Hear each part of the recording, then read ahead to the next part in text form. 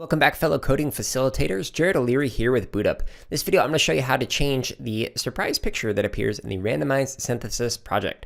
So this will appear randomly. However, you can manually trigger this picture by pressing the letter J for Jared. Hey!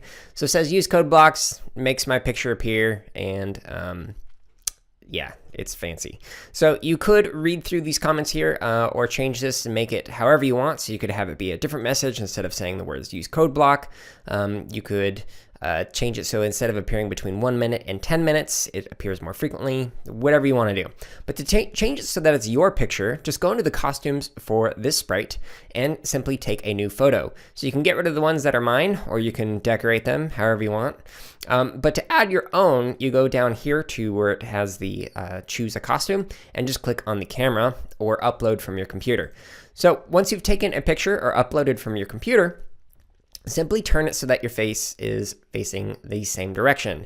So to do that, you can use the select tool and you can highlight and then just grab this little thing right here that allows you to rotate. So odds are your picture is probably going to be facing this way, handsome, and just simply turn it so that it faces this way. And then in your code, again, you can just mess around with this. So if your name starts with the letter A, maybe change it so that for the letter A, you will appear in your message. And you can even change the message so it's not Jared. Whatever you want to do. So that's how you change the picture for your surprise sprite that's going to appear in the randomized synthesis project.